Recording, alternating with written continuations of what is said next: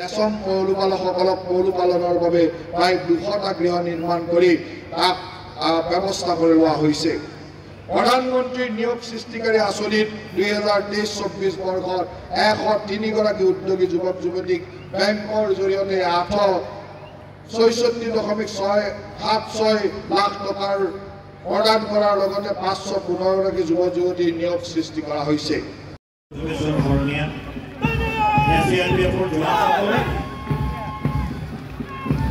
ইয়াৰ পিছত আহিছে চতুৰ্থ অসম আৰক্ষী বাহিনী দৌলখান বীৰেন দেউৰা নেতৃত্ব লৈছে।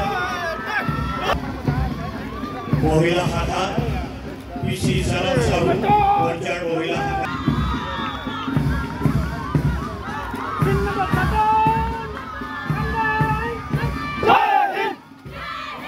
আৰক্ষী মহিলা শাখা WSI বিনীতা দেৱীয়ে নেতৃত্ব দিছে। বিনীতা দেৱী আৰক্ষী মহিলা শাখা মণ্ডলৰ নেতৃত্বত জিলা গৃহৰক্ষী বাহিনী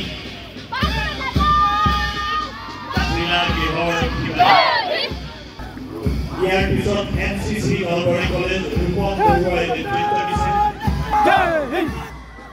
নলবাৰী কলেজৰ NCC ইয়াৰ পিছত দৰ্শনা দেৱীয়ে নেতৃত্ব দিছে Nalbari commerce college. Nalbari commerce এয়া আমি লিখিবলৈ পাইছোঁ বৰদল বিদ্যালয় বৰ্মন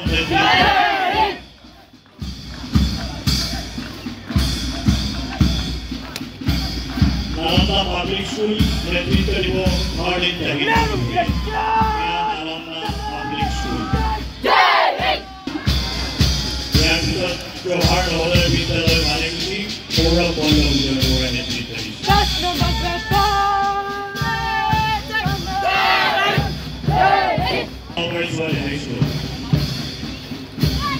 পূৰ্ণিমা কুমাৰী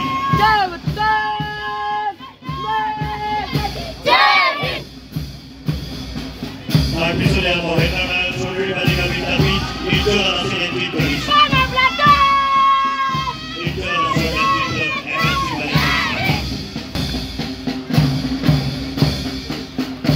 হেমান্ত লেয়া চতুৰ্থ অসম আৰক্ষী বাহিনী দৌলখান আবিৰ্ভাৱ ধীৰেন্দ্ৰৰ নেতৃত্ব।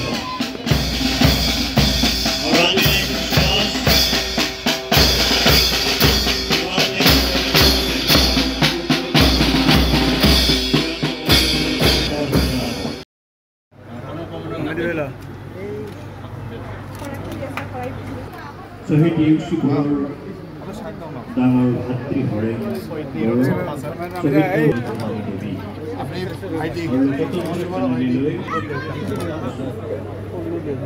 ৰেচম পৌলুপালকসকলক পৌলুপালনৰ বাবে প্ৰায় 200টা গৃহ নিৰ্মাণ কৰি তাক ব্যৱস্থা কৰি লোৱা হৈছে।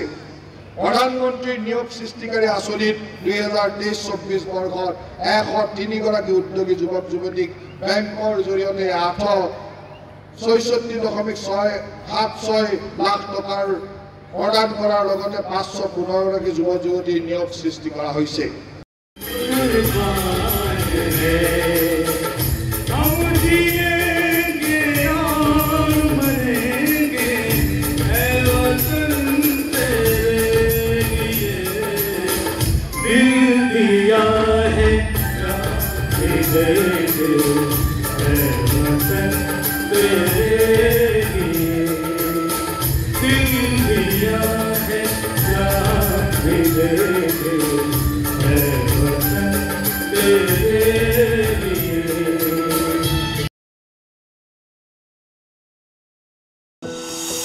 এনিভাৰত 24ৰ প্ৰথম প্ৰয়াস জুবিন গাৰ্গৰ গীতৰ প্ৰতিযোগিতা জুবিনৰ গানে কি আনে।